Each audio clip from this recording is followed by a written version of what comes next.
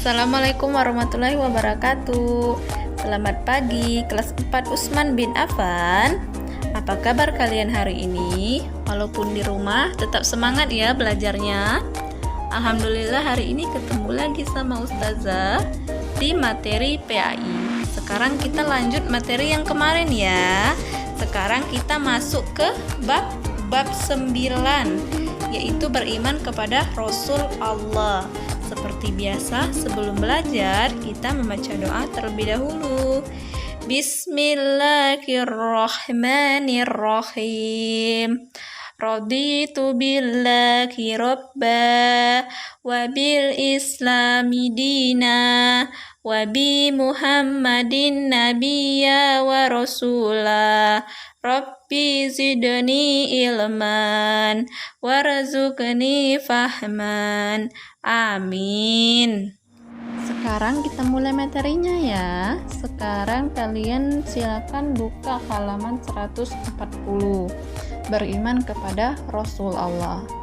Beriman kepada Nabi dan Rasul merupakan rukun iman yang keempat dalam Islam.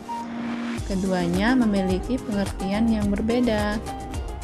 Nabi adalah seseorang yang diberikan wahyu oleh Allah Subhanahu wa Ta'ala untuk diamalkannya dan kemudian tidak wajib disampaikan kepada umatnya. Sedangkan Rasul adalah seseorang yang diberikan wahyu kepada Allah untuk disampaikannya dan kemudian wajib disampaikan kepada umatnya. Cara beriman kepada para rasul, yaitu meyakini bahwa para rasul adalah laki-laki yang memiliki sifat-sifat kemanusiaan seperti makan, minum, menikah, berketurunan, terkadang sakit, dan meninggal.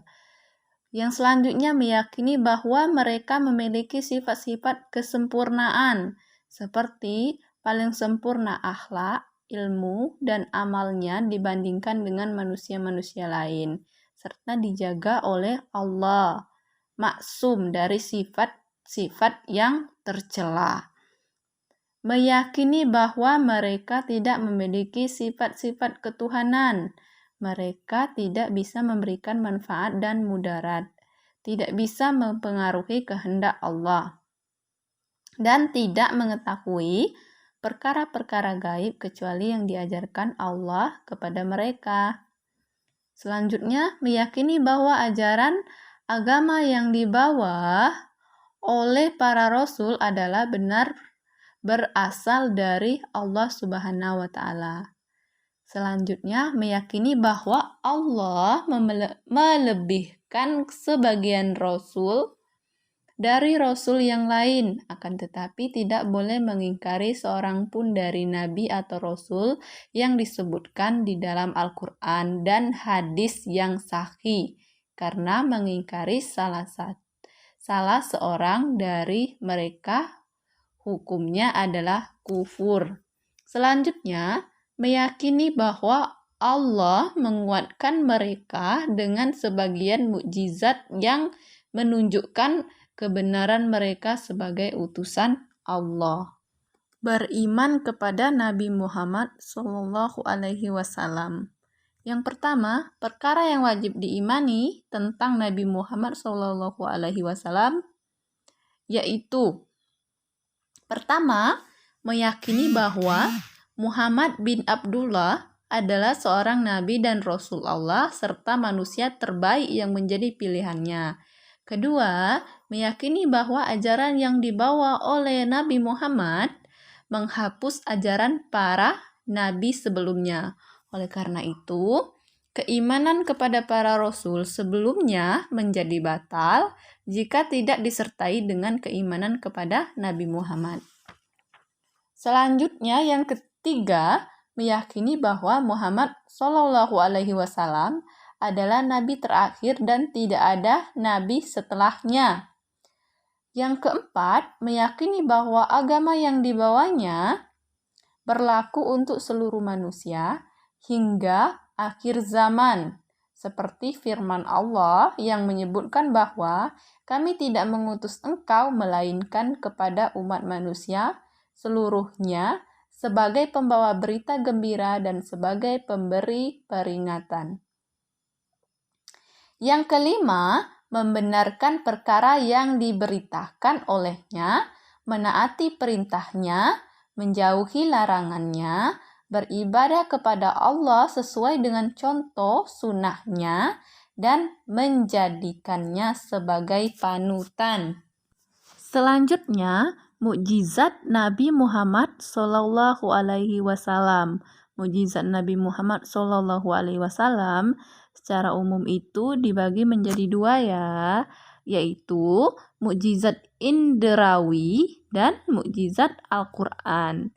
Mukjizat indrawi itu artinya mukjizat yang hanya bisa disaksikan oleh orang-orang yang menyaksikannya pada masa hidupnya. Terus mukjizat Al-Quran. Mukjizat Al-Quran merupakan mukjizat Nabi Muhammad SAW yang paling besar. Kitab suci Al-Quran memiliki mukjizat dari segi ketinggian sastra Arab.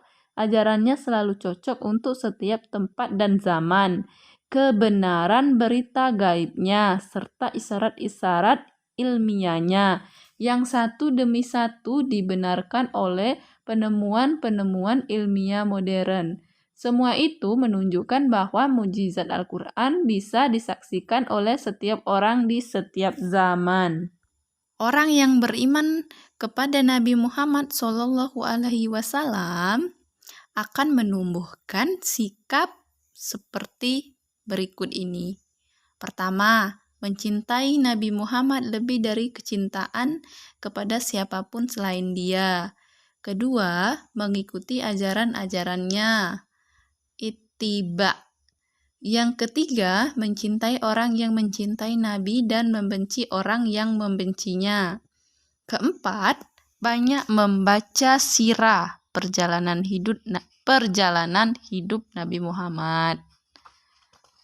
Kelima, membaca sholawat kepada Nabi Muhammad atau selalu bersolawat kepada Nabi Muhammad. Dalam Al-Quran diketahui ada 25 nama Nabi dan Rasul. Ada yang tahu siapa-siapa saja nama Nabi dan Rasul dalam Al-Quran? Untuk mengingatnya kembali, mari kita dengarkan sambil bernyanyi nama 25 Nabi dan Rasul bersama Nusa dan Rara.